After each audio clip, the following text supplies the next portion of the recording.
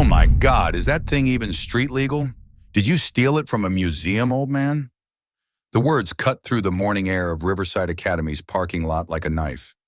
16-year-old Brandon Matthews stood there, designer sneakers planted firmly on the asphalt, his phone pointed at the elderly gentleman who had just stepped out of a weathered 1973 Dodge Dart.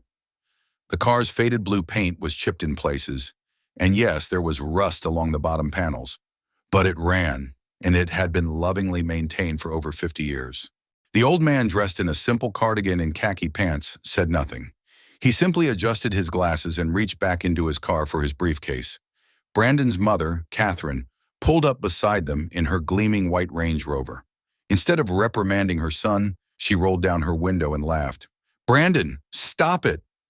"Though, honey, you're not wrong. Sir, there are junkyards that would probably pay you to take that off your hands." A small crowd of students had gathered now, their phones out, recording. This was content gold. Brandon fed off the attention like oxygen. "Seriously, though, what are you even doing here? Did you get lost on the way to the retirement home?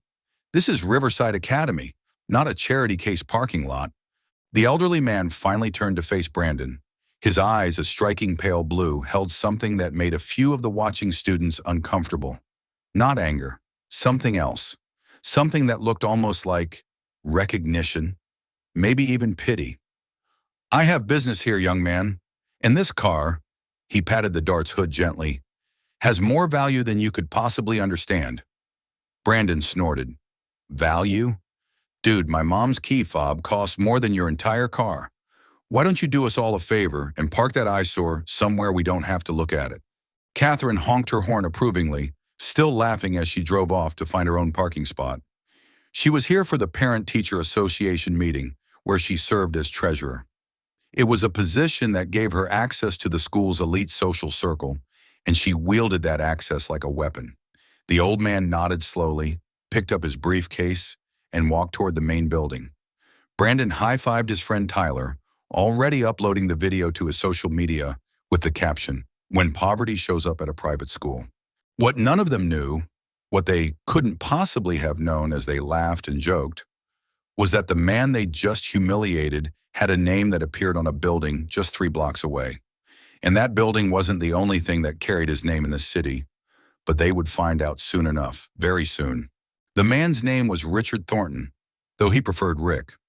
15 years ago, Rick had owned Thornton Manufacturing, a mid-sized automotive parts company that employed 300 people in the community. It wasn't flashy work, but it was honest, and Rick had always treated his employees like family. One of those employees was David Matthews, Brandon's father. David had started on the factory floor, a recent college dropout with a pregnant girlfriend and mounting debt.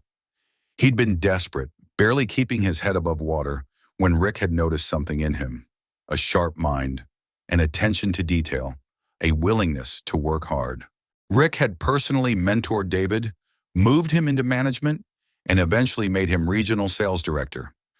When David's daughter was born premature and the medical bills threatened to bankrupt the young family, Rick had quietly paid them. All of them. He'd called it an advance on future earnings. But everyone knew it was a gift. David had thrived. Within 5 years, he'd helped triple Thornton Manufacturing's revenue. But when a larger corporation offered to buy the company for a staggering sum, Rick had done something unexpected. He'd sold it, but not before ensuring every employee received a generous severance package and helping his key people, including David, secure positions with the new ownership at significantly higher salaries. Rick himself had taken his fortune and simply disappeared from the public eye. He'd lost his only son, Michael, in a car accident that same year.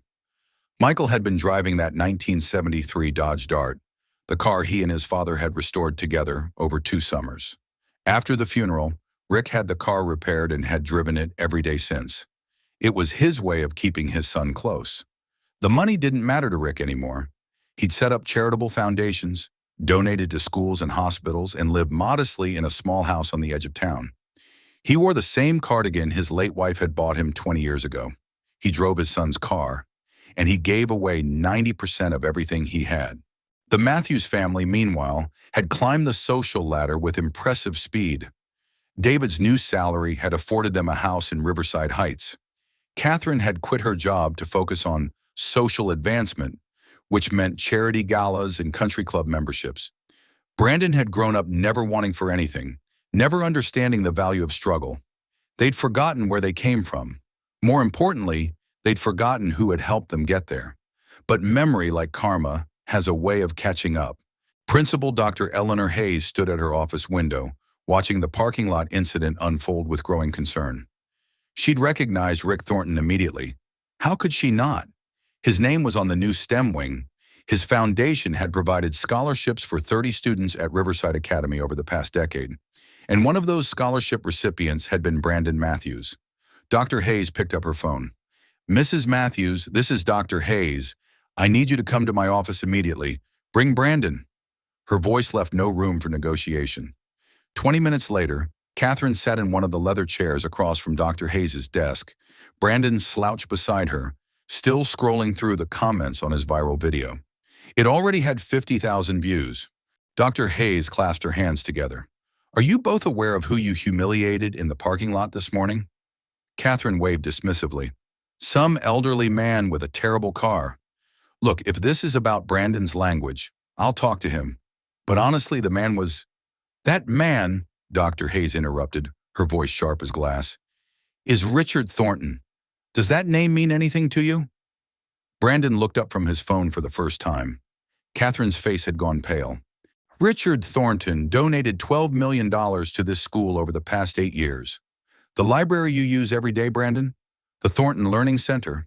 The science labs where you conduct your experiments? Funded entirely by his foundation.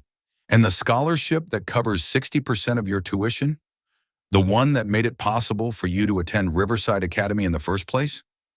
Dr. Hayes turned her computer monitor toward them. On the screen was a spreadsheet. One line item was highlighted. Matthews Brandon Thornton Foundation Scholarship, $43,000 annually.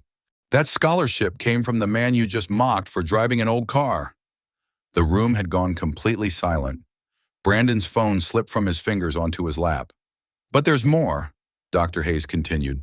"Mr. Thornton was here this morning for a very specific reason. He was delivering the final installment of a $20 million endowment to our school, the largest single donation in Riverside Academy's history. He wanted to keep it anonymous, as he does with all his charitable work. But after what happened this morning," Catherine found her voice, though it came out as a whisper. "There must be some misunderstanding. My husband worked for a man named Thornton years ago, but he was just a factory owner. He drove a regular car. He wore a cardigan and khaki pants," Dr. Hayes finished.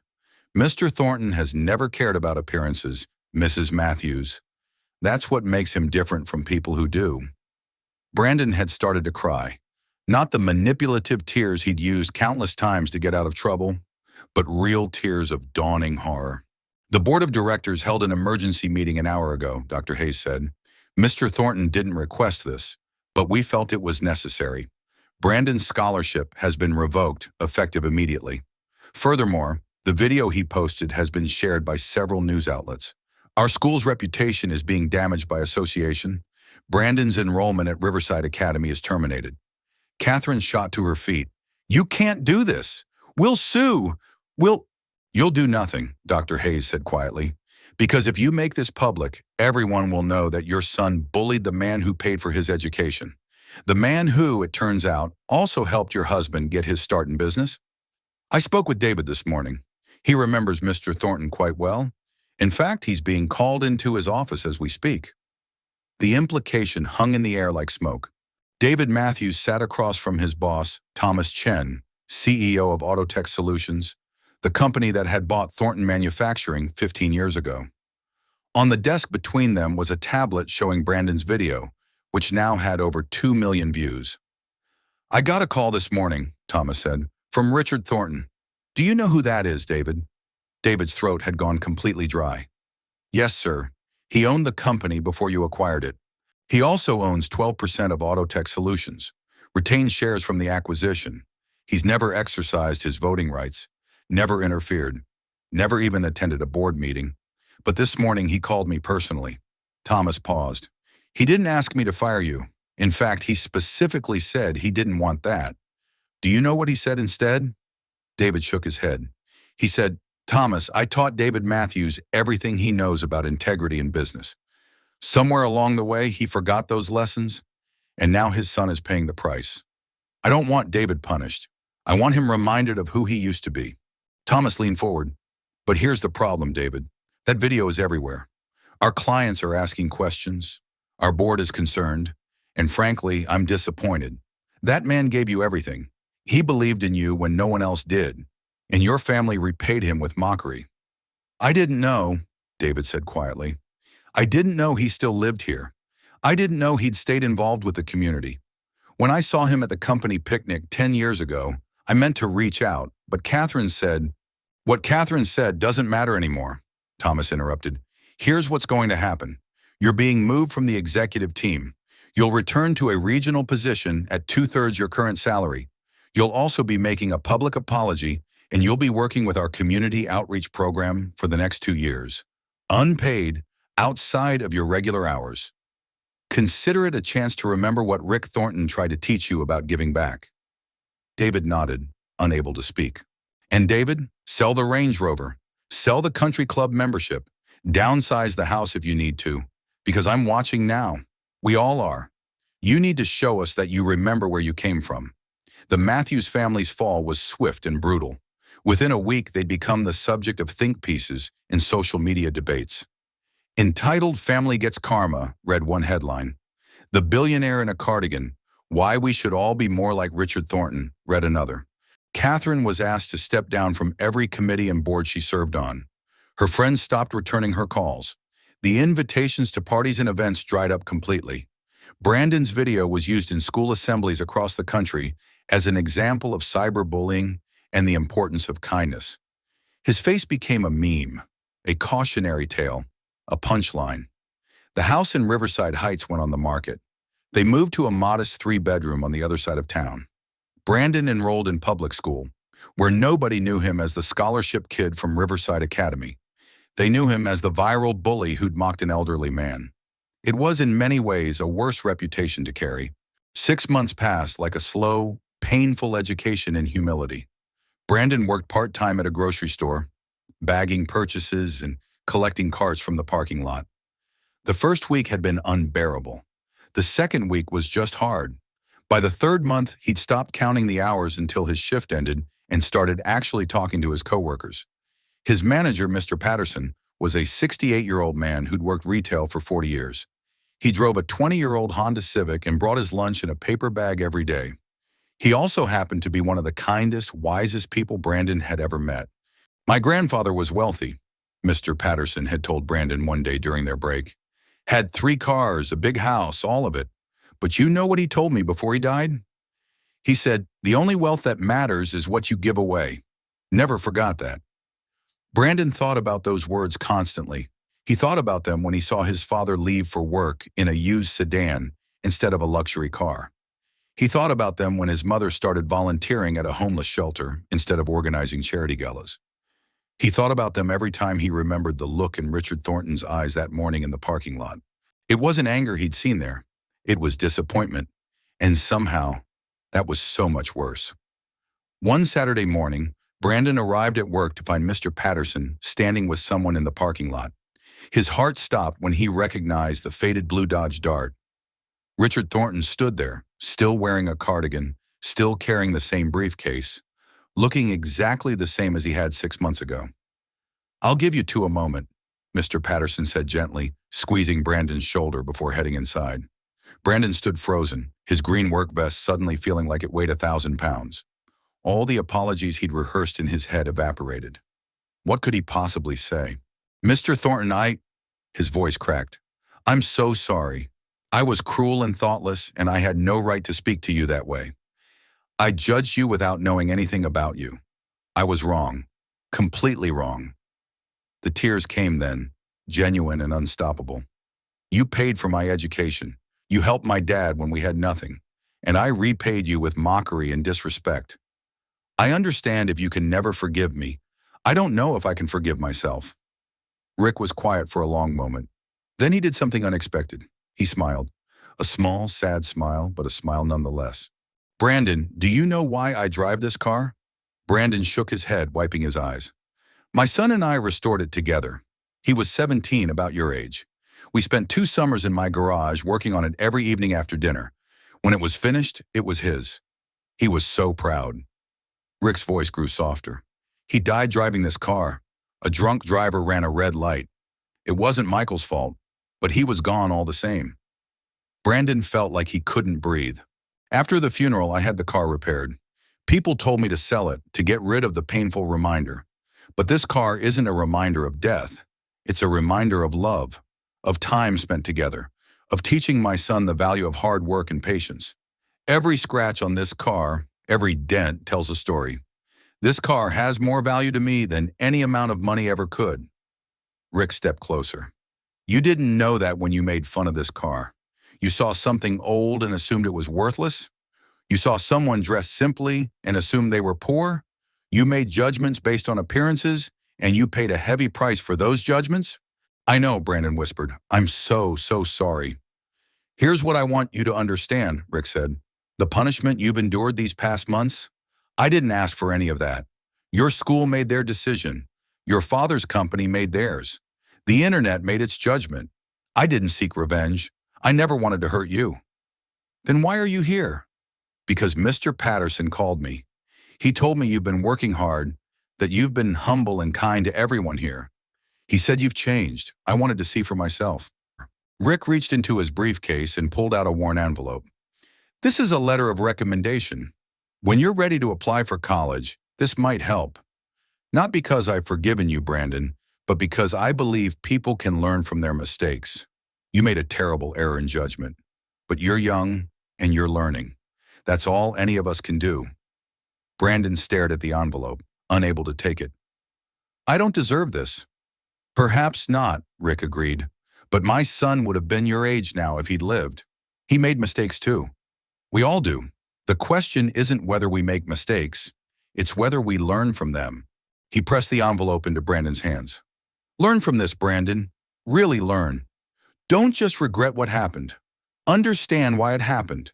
Understand that every person you meet is carrying stories you can't see, fighting battles you don't know about, holding value that has nothing to do with their clothes or their car or their job title.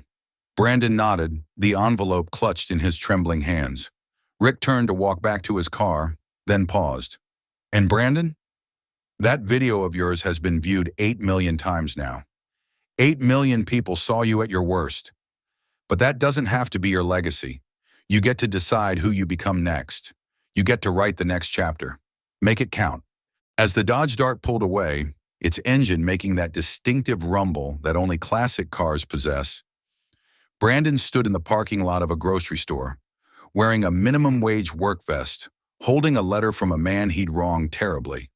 And for the first time in months, he felt something other than shame. He felt possibility. He felt hope.